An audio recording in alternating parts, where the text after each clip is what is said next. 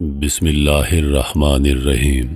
تمام سامعین کو پرخلوص بھرا سلام۔ ایک دن شاہجہان بادشاہ شکار کے لیے نکلے تو ایک زخمی ہرن کا پیچھا کرتے ہوئے اپنے ساتھیوں سے دور چل کر بچھڑ گئے۔ ہرن بھی ہاتھ نہ آیا اور راستہ بھی کھو دیا۔ دوپہر کا وقت تھا۔ ساتھیوں کا دور دور تک کوئی نشان نہیں تھا۔ بادشاہ کو سخت پیاس لگی تھی۔ اتنے میں ان کی نظر بڑھ کے ایک درخت پر پڑی جس کی ٹھنڈی چھاؤں کے نیچے ایک گڈریا اپنی بھیڑ بکریوں کے ساتھ بیٹھا تھا۔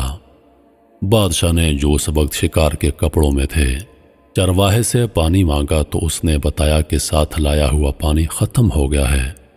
اس نے فوراً ایک بکری کے دودھ سے برتن دھو کر دوسری بکری کا دودھ بادشاہ کو پینے کے لیے پیش کر دیا۔ بادشاہ کو چرواہے کی یہ بات بہت پسند آ گئی اور اس نے اس سے کاغذ مانگا۔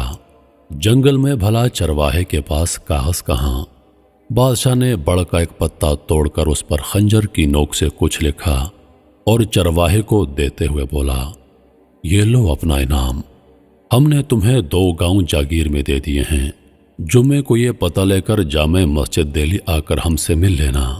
چرواہا خوش ہو کر گھر لوٹ گیا۔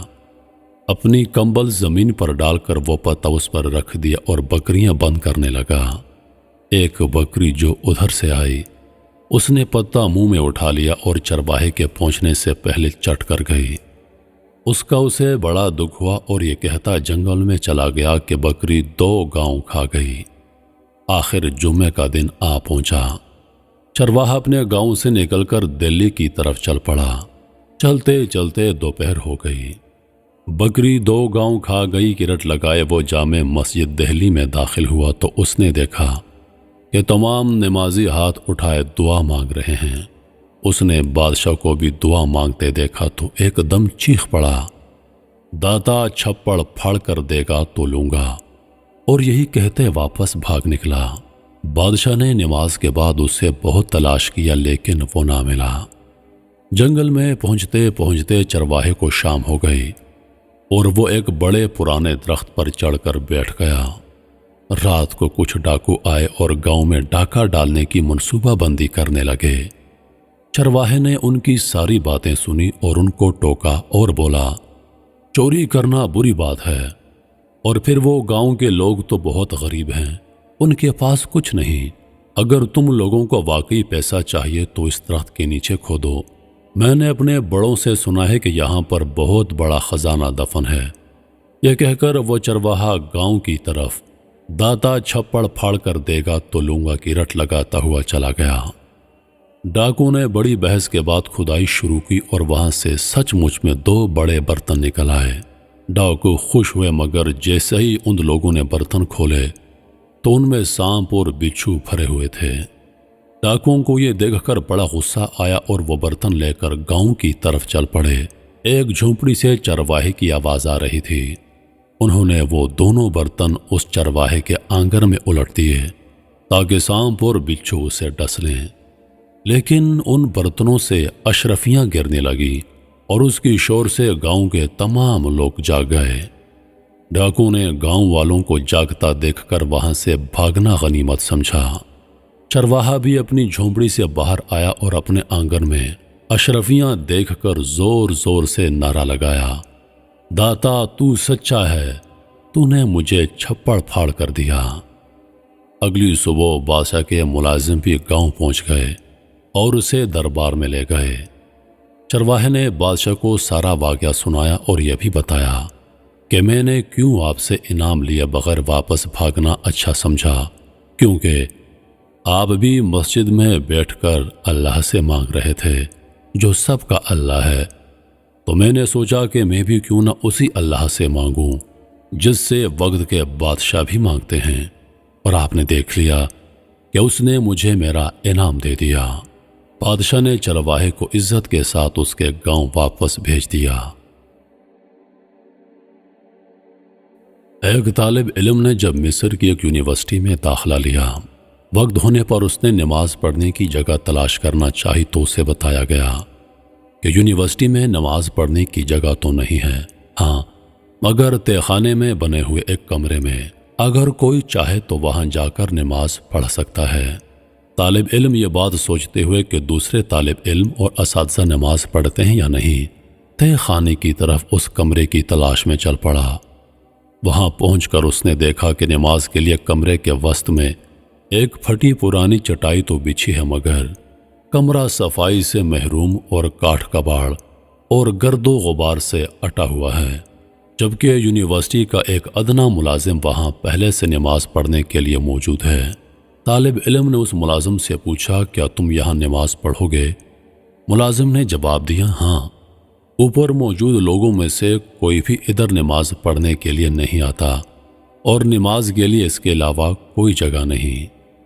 طالب علم نے ملازم کی بات پر اعتراض کرتے ہوئے کہا، مگر میں یہاں ہرگز نماز نہیں پڑھوں گا، اور اوپر کی طرف سب لوگوں کو واضح دکھائی دینے والی مناسب سی جگہ کی تلاش میں چل پڑا، اور پھر اس نے ایک جگہ کا انتخاب کر کے نہایت عجیب حرکت کر ڈالی۔ اس نے بلند آواز سے اذان کہی۔ پہلے تو سب لوگ اس عجیب حرکت پر حیرت زدہ ہوئے، پھر انہوں نے ہنسنا اور کہکہے لگانا شروع کر دیے، انگلی اٹھا کر اس طالب علم کو پاگل اور اجڑ شمار کرنے لگے۔ مگر یہ طالب علم تھا کہ کسی چیز کی پرواہ کیے بغیر اذان پوری کہہ کر تھوڑی دیر کے لیے ادھر ہی بیٹھ گیا۔ اس کے بعد دوبارہ اٹھ کر اقامت کہی اور اکیلے ہی نماز پڑھنا شروع کر دی۔